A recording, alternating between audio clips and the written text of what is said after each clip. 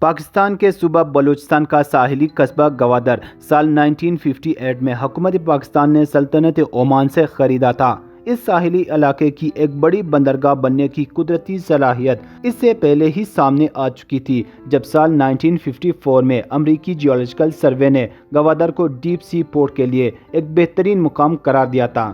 Time magazine نے ستمبر 1958 میں یہ انکشاف کیا تھا کہ پاکستان گوادر کے مقام پر ایک بڑا ایئرپورٹ اور بحری اڈا تعمیر کرنا چاہتا ہے۔ یہ پیش گوئی کم و بیش 50 سال بعد پوری ہوئی۔ گوادر کو ترقی دینے کا عملی کام سال 2002 میں شروع ہوا۔ صدر جنرل پرویز مشرف نے باقاعدہ طور پر بندرگاہ کی تعمیر کا افتتاح کیا اور 24 کروڑ ڈالر کی فنڈ سے یہ پروجیکٹ سال 2007 میں مکمل ہوا۔ گوادر پر پاکستان کی نظر تقسیم ہند کے فوراً بعد ہی پڑی تھی۔ سال 1949 سے پاکستان نے سنجیدگی سے اپنی کوششیں تیز کر دی کہ کسی نہ کسی صورت گوادر پاکستان کا حصہ بنے۔ اس ساحلی علاقے پر پاکستان کی دلچسپی کی دو وجوہات تھی، اکانومی اور ڈیفنس۔ گوادر ان دونوں مقاصد کی راہ میں ایک بڑی رکاوٹ تھی۔ یہ رکاوٹ اس وقت دور کیا جا سکتا تھا جب یہ علاقہ پاکستان میں شامل کر لیا جاتا۔ اس زمانے میں اسمگلنگ کا ایک بڑا مرکز گوادر کی یہی پرانی اور غیر ترقی یافتہ بندرگاہ تھی۔ اگرچہ یہاں پہ ایک ایئرپورٹ موجود تھا، لیکن زیادہ قابل استعمال نہ تھا۔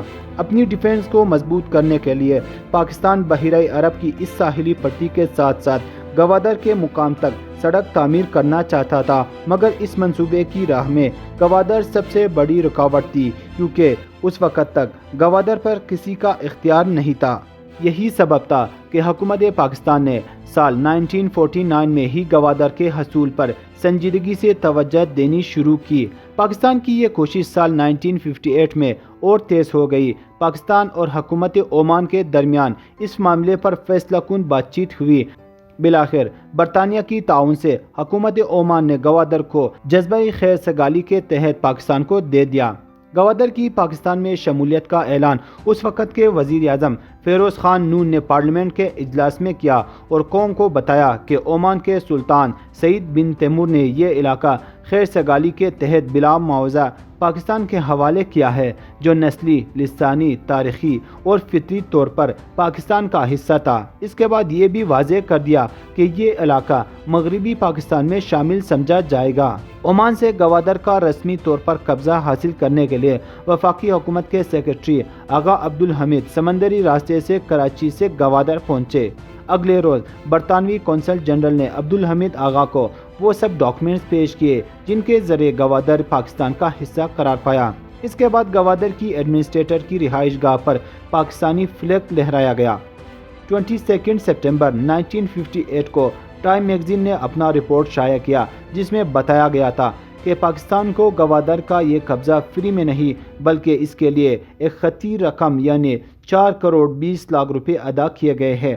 اس ہنگامہ خیز صورتحال میں حکومت کچھ دنوں تک خاموش رہی، لیکن 24 ستمبر 1958 کے بعد گورنر مغربی پاکستان اپنے ایک پالیسی بیان کے ذریعے خاموشی توڑ دی۔